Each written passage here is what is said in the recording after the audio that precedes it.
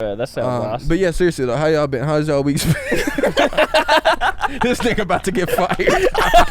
Yo, Tori. All right, Tori, how would you characterize your week? I was with you yesterday. I realized you're just a true animal in every aspect. Oh, and then we were actually on perfect timing, bro. We was on a call today and we got to overhear you discussing some things.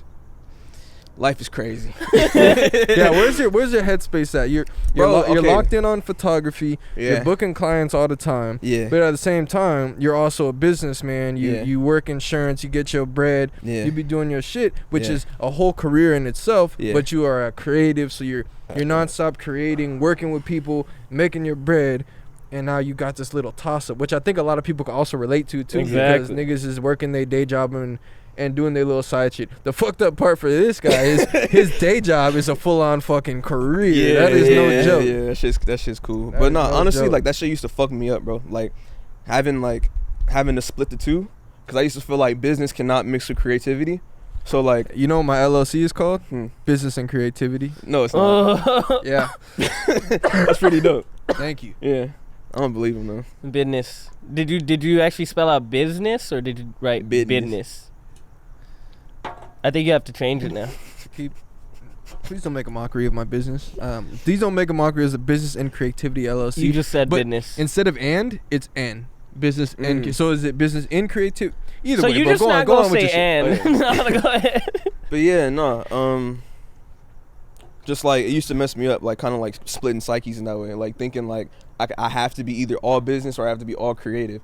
So at first, like going through school, doing all that shit, it was like all business, all business. Yeah. So I went to school for business, then started out as business, like communications.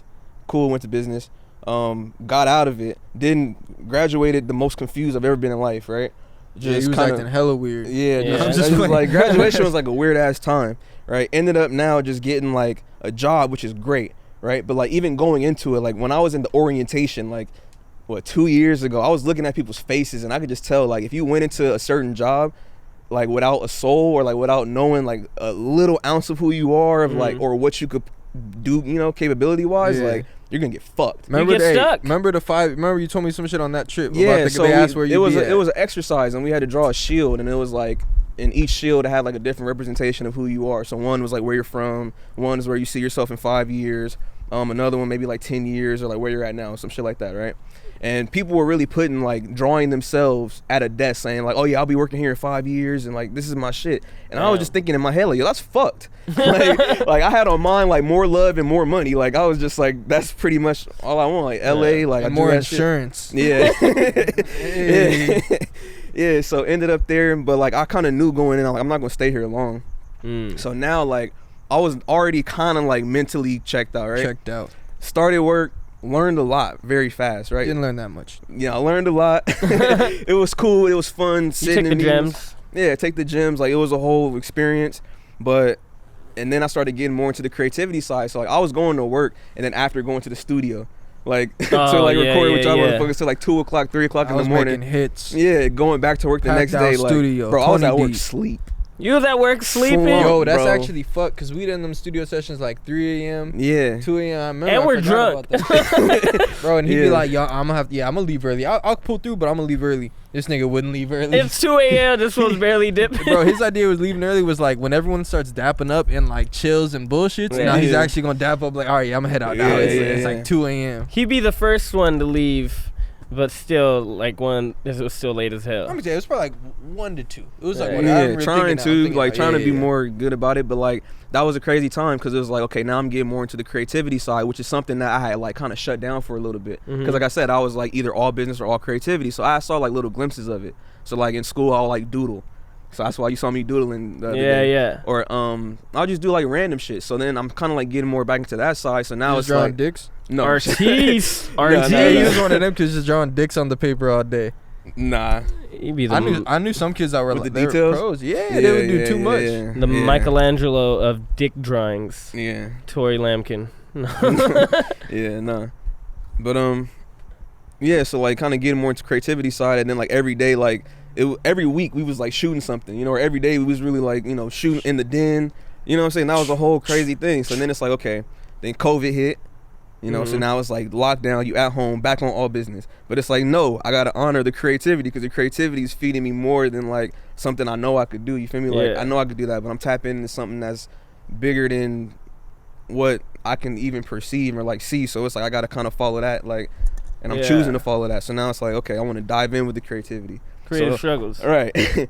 But so now, fast forward, I'm mentally checked out the entire time. So now shit's kind of like fucking up, but not really. You've been checked out since COVID started? Yeah. The pandemic mentally, began? Yeah, bro, like I used to get like very emotional about it. Like I can't stand this shit. Like I'm not like, I don't know. Like you're emotional after bro, that call today. We was having conversations. It's like frustrations. Like you just call me, you was heated. You was already hot. Like you're not getting hot at me, but like you're just like frustrated with the aspect of the battle of the job. It's like, why the fuck I gotta be here, huh? Yeah. It's like, why the fuck do I have to wake up tomorrow to fucking do this bullshit? Yeah. I could be spending my time somewhere else, you know? Like, but yeah, I feel like that's a really hard battle. Like I battle with that with school. Like I think my battle is with time now. You know, it used to be like, damn, you know, like I'm in COVID. I had a lot of time to myself, which was good during the pandemic. I was only working a little bit. But I made this interesting decision of going back to school. And now I'm just seeing, I'm like, damn, do I really want to give up like 2 more years of my life and not create as much? Or do I just want to like just say fuck it and kind of bet on myself a little bit more? And I'm definitely leaning towards that now. I just want to finish this semester because I'm already there. But yo, that battle, it like eats you every fucking day. It's like, because sacrificing time is one of the worst, you know? Like, because you could do so much more. You could fucking read a book. You could create. You could do anything. You could do 100 push-ups. Exactly. That's what I'd be doing.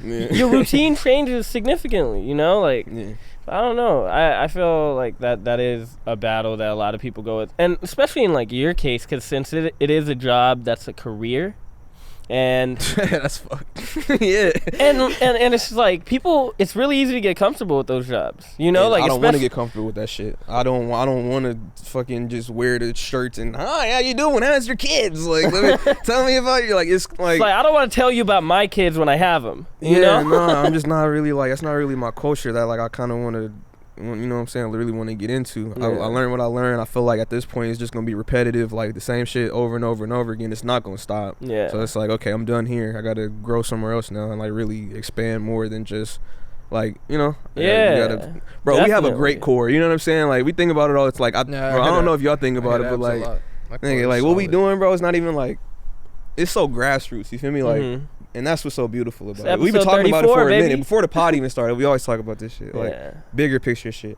So, all the drunk conversations in the car. Yeah, bro. Like, at this point, like, this is the journey. You feel me? Like, this is the journey. Like, just have fun and kind of just be in the flow of it and then realize the destination's going to come. But, like, I feel like a lot of people get fucked up because they so worried about the destination that when they get there, they're like, oh, I got it now. And it's like, now what? And then it's that humanity inside of you that's like, oh, I gotta find something else, another fix, another drive. But it's like, nigga, this is it. Like, this is it.